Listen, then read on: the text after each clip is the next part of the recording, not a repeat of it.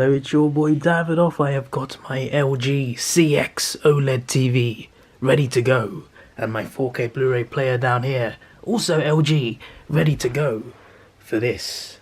It's time for a Monsterverse rewatch before Godzilla vs. Kong. It's still a month away, but I thought, hey, why not do it now? I'm in the mood to watch them, that's for sure. So I'm going to start with Godzilla 2014 on Blu-ray, followed by Kong Skull Island on Blu-ray, followed by King of the Monsters in 4K. Yes, I got this on 4K, so I'm looking forward to seeing this for the first time on this LG TV. I've seen the 4K already, but not on this TV, so yeah. Let's watch this one first though, of course. Did you know the 2014 movie never had a 4K Blu-ray? You know that? It still doesn't as well, which is just crazy, but it's coming out. They announced it. It's March in the US, but in the UK it's April 12th. And you best believe I'm buying that. So Godzilla 2014 on 4K. I will rewatch it, do a video on it as well. Maybe not movie Monday, but I'll do a video unwrapping it and finally watching it in glorious 4K. For some reason, until now, it's been 7 years now, and for some reason this movie hasn't had a 4K release. But it's finally getting it. It's just really weird, you know, because movies from the 80s and 90s that have 4K releases, but this one doesn't. Never made any sense. But at least we're getting it, so I cannot wait to see that. See this again in 4K, it's going to be amazing. But for now I got regular Blu-ray and it will still look great. Like my Blu-ray player and my TV both have upscaling capabilities, so it will look better than a regular Blu-ray player, regular TV as well. So yeah, let's do this. We are ready to go.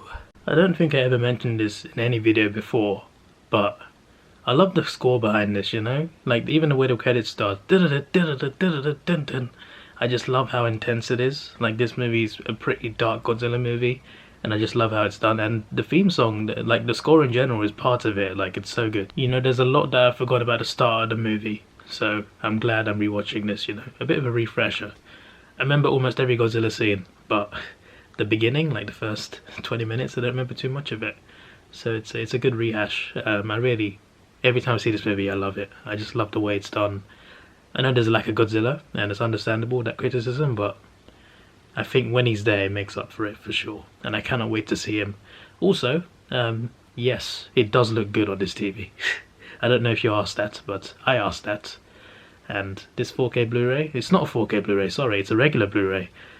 But because my TV upscales things, and my Blu-ray player upscales things, it looks nice. It looks nicer than watching my old TV on a regular Blu-ray, so yeah, I'm really excited about this because I'm sure Godzilla will look great. Even though it's not a 4K Blu-ray, I'm sure the G-Man's going to look fantastic in this. I cannot wait. But we don't see him until we see the Muto first. You know, one mistake that they did make, a big mistake, was taking out Bryan Cranston so early. Like, I've just seen him. It's not like it's happened yet, but they took him out so early. Like, it would have been great for him to be like a main part of the plot, but he really wasn't. Like, the trailers misled us. That's one big issue I've always had with this movie, but, you know, in general I love it. I just prefer, I would have preferred that it had more Bryan Cranston for sure. Obviously, a little bit of the movie takes place in Japan, and I just heard a guy say, "Oos," and that immediately reminded me of Ultraman Z. The Muto has hatched. You know, when I first saw this scene in the cinema, like my first time viewing this movie, I did not expect another monster in this movie. I just thought it'd be Godzilla destroying a city. That's what I expected. So when this other monster turned up, I'm just like, wait, what's that? That's not Godzilla. What's going on here? I was so shocked. I was just like, what's this creature then? And it was quite scary to me as well, because it was so unfamiliar. But yeah, quite an interesting creature, the Muto. I'm not actually a big fan of the Mutos, not gonna lie, but the fights they have with Godzilla are really cool. But yeah, when I first saw this, I was just like, what's this? This isn't Godzilla, what's going on? You know the scene where they find that Russian submarine just on land in a forest in Hawaii? Well, near Hawaii anyway. That reminds me of a scene from Venom. You know that Venom scene where they find the symbiotes in a similar sort of area? I'm just like, wait, that looks a bit similar there. Similar scenes. You're only going to know what I'm talking about if you remember those two exact scenes. If you remember those two exact scenes, then you probably know what I mean. If not, then you're going to be confused, and I apologise. That EMP scene was a lot more brutal than I remember. Oh, this is the scene where the tidal waves come in, It's time for the G-Man to arrive. Just a friendly reminder that despite the fact that a big tsunami was coming in, someone left their dog tied to a tree on the beach. Very careful owner, that is. Very great owner. Nice and caring. Everything about that airport scene was just amazing. You know, Godzilla's whole entrance, before he came, all of that chaos with the Muto at the airport, and then you see Godzilla put his foot down when he walks in, and everyone who screams just goes silent as soon as they see Godzilla's foot. As soon as they see him step foot in front of them, they stop screaming. It goes to silence. It's crazy. He makes that step. Oh, it's unbelievable, that scene. Like, my explanation doesn't do it justice, but when you see it, it's just so damn good. And from that point up until he roars, when you see his face for the first time and he roars, unreal. That is one of the best entrances for Godzilla in any Godzilla movie, I think. Like, the way he comes into the airport, it's just beautiful. I remember seeing it for the first time in the cinemas, and it was something great. You know, I was just like, yes, this is the real deal. You know how you can tell that Vegas casinos are addictive? There are people in Las Vegas in a casino that are just having fun. On a big screen in the middle, it shows a Muto walking through Vegas, terrorizing Vegas. In that casino, the TV screen is showing that, but everyone in the casino takes no notice of it. They're just carrying on as normal, just gambling, just having fun, partying. Too addictive, those casinos, too addictive. You know that Golden Gate Bridge scene where you hear Godzilla's noise and you're like, when's he coming, when's he coming? And then a bird hits the window. It made me jump. Again, it gets me every time. It got me the first time I saw it. It gets me now. It's actually funny how they're firing missiles at Godzilla and they almost killed people on the bridge, but Godzilla getting up, taking those missiles, saved the people on the bridge, which is kind of ironic. Although, to be fair, I mean, it's not really fair, but Godzilla did kill a lot of people in Hawaii. I know he doesn't mean to, but he does. So, maybe it evens out? Nah, not really. Also, this bus driver is hilarious. The school bus driver is funny, man. But he's smart as well. You have to get out of there. But I loved everything about this scene. This scene, though. Beautiful. Bloody beautiful. Oh yes, this is my favourite scene from the entire movie. Sorry you can't hear it.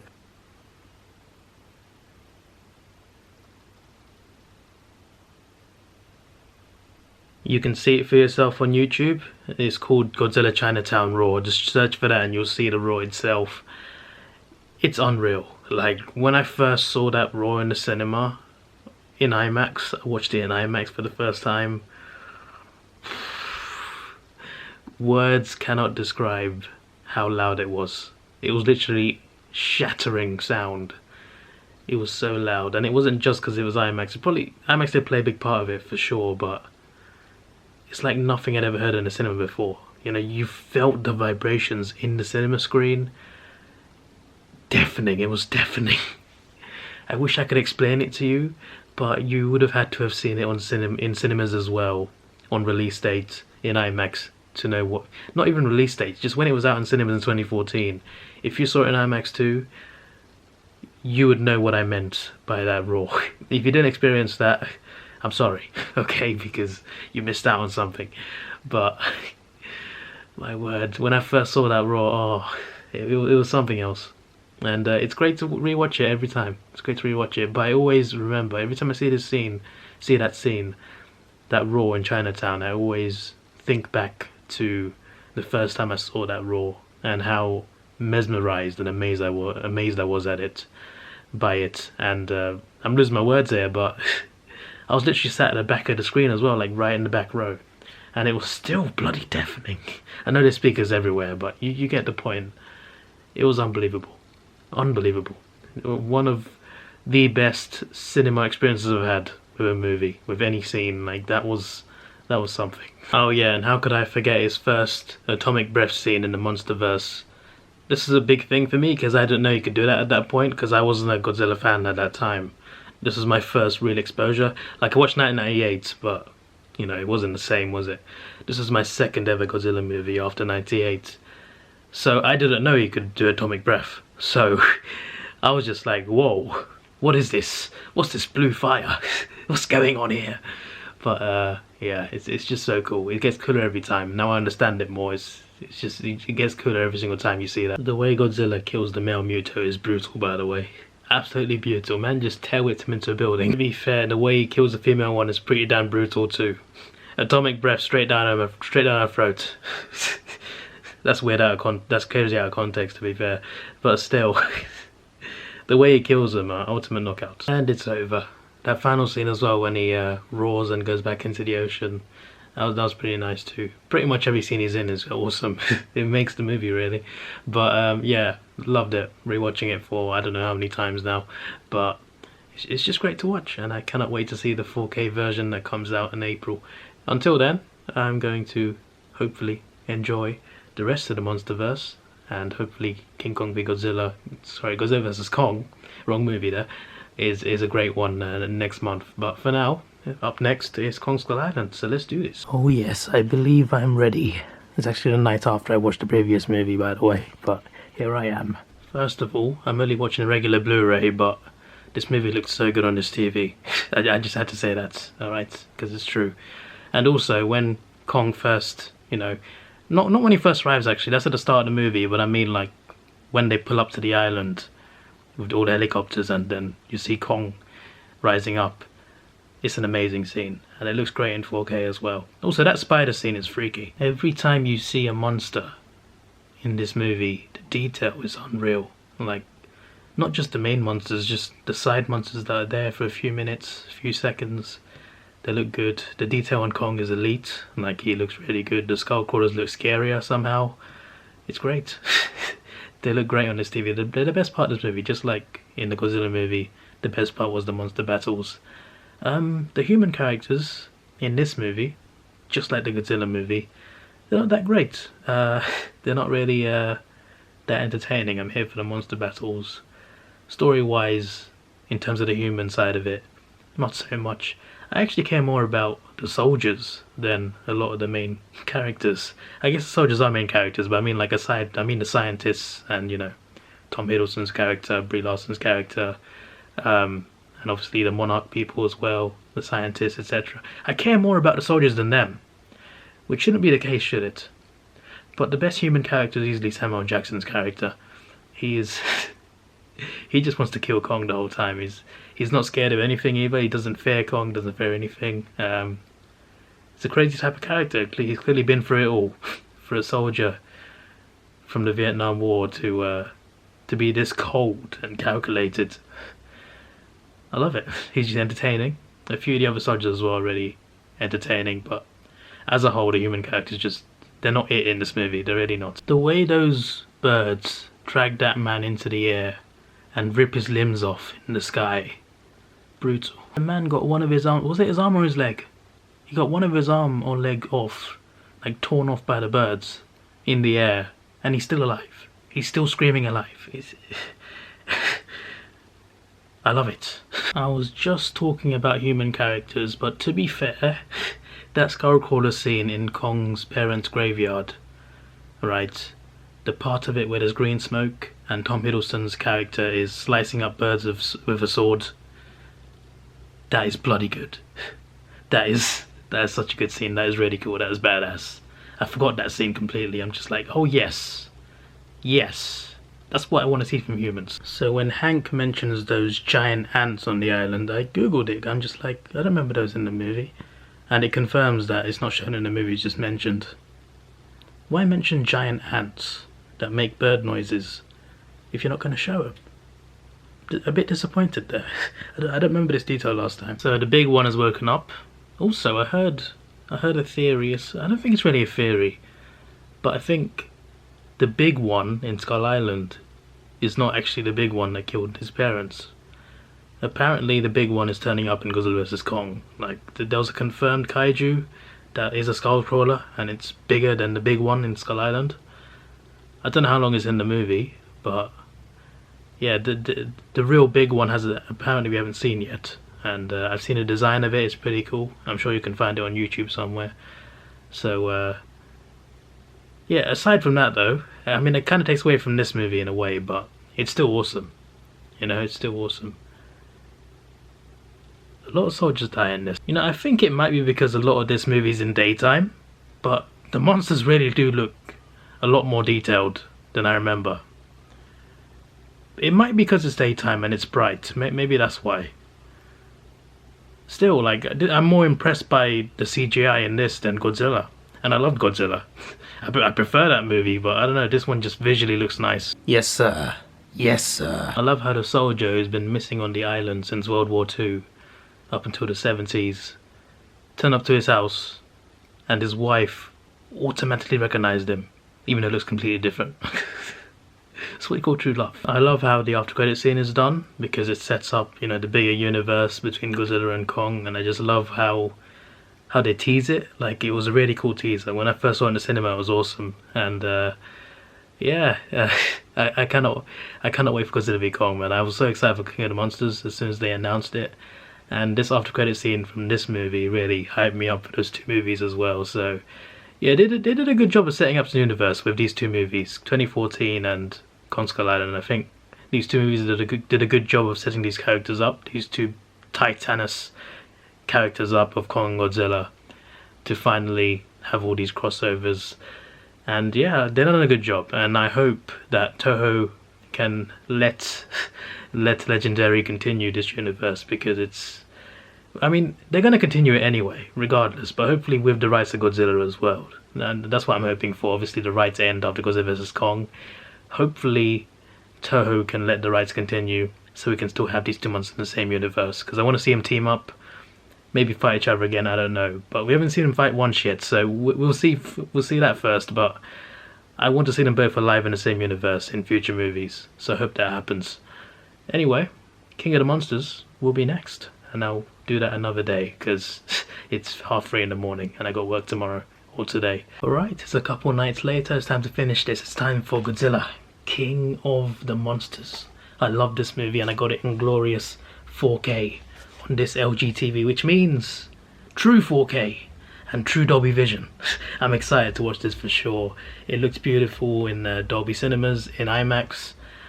It's just a really good looking movie, and I watched this on my monitor, my 4K monitor, but not this 4K TV, the LG CX. So I'm excited for that, and also I'm excited to see the movie itself, because I do really enjoy the movie. It's fun, it's a load of fun.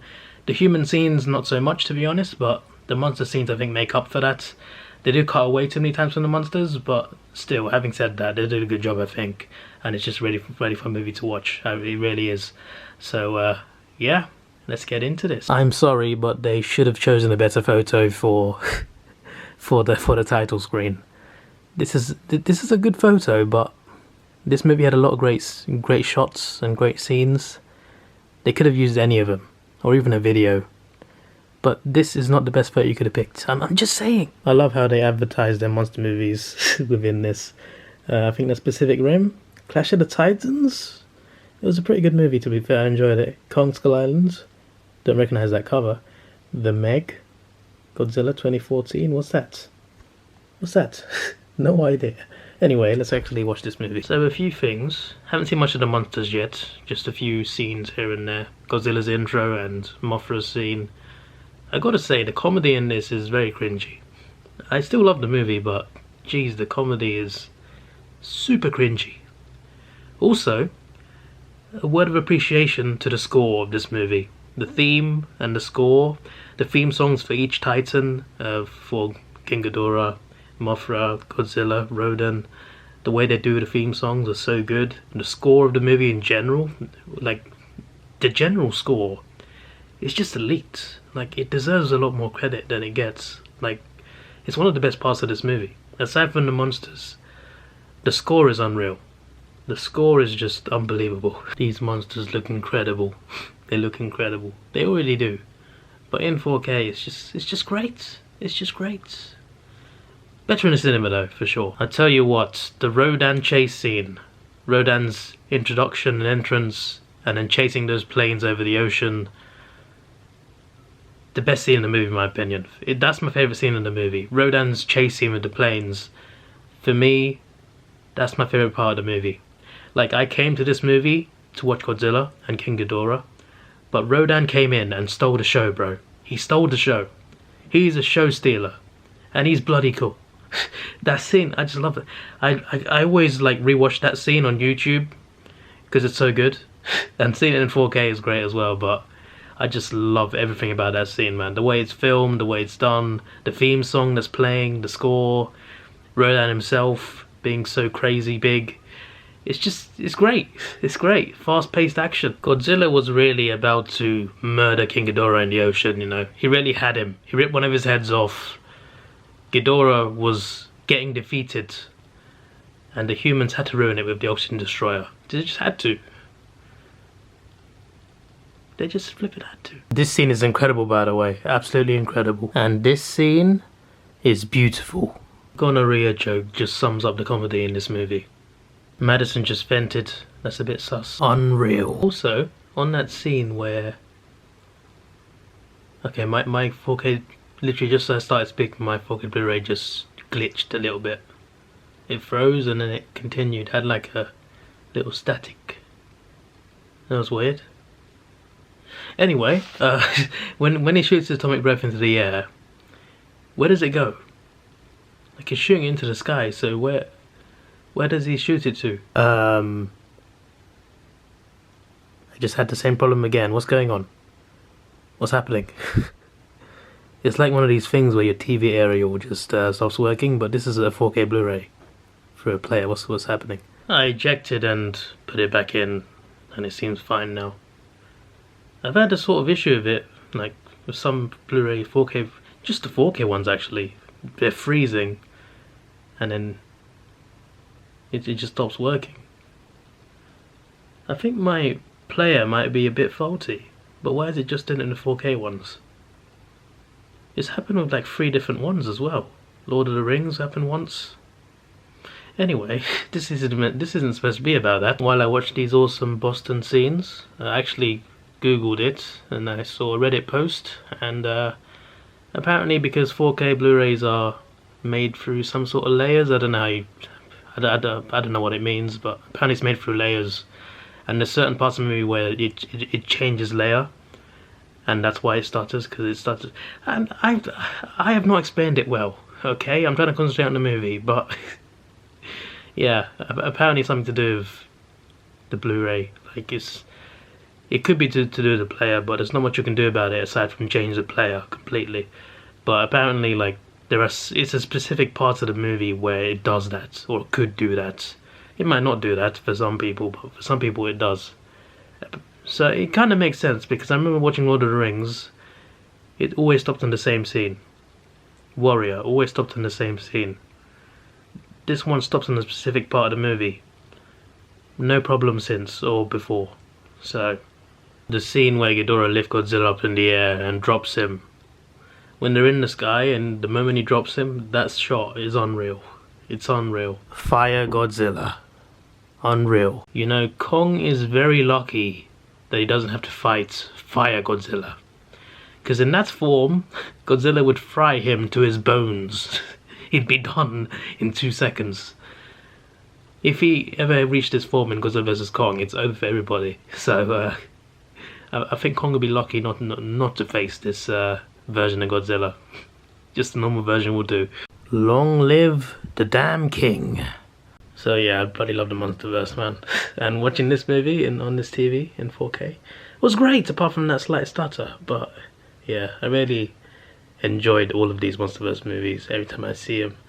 And I'm sure Godzilla vs Kong is going to be crazy as well. Even if it's not great story-wise, I hope the action is good. And based on the trailers, I think it will be. But yeah, and obviously there's an after credit scene in this, which is pretty cool, I think. I like how they did it. I don't know if that's going to connect to Godzilla vs Kong, because I'm pretty sure... What's his name again? I've forgotten the guy's name. I've forgotten Mr. Game of Thrones' name. Tywin Lannister. What's his name again? I've forgotten his real name. I just know him as Tywin. Apparently he's not in Godzilla vs Kong. I think that's confirmed. I think he confirmed it himself, so I'm not sure. Maybe that after credit scene is a setup for potential future movies if Toho renew the rights. I don't know, but I hope it does connect to Godzilla vs Kong, even though he's not in it. Maybe it's something to do with Mechagodzilla. We'll see. Anyway, yeah. All these movies are solid. 8 out of 10s for me. Really enjoy all of them. This is your boy Davidoff. Please like, share, subscribe. Thanks for watching. Have a good day and see ya.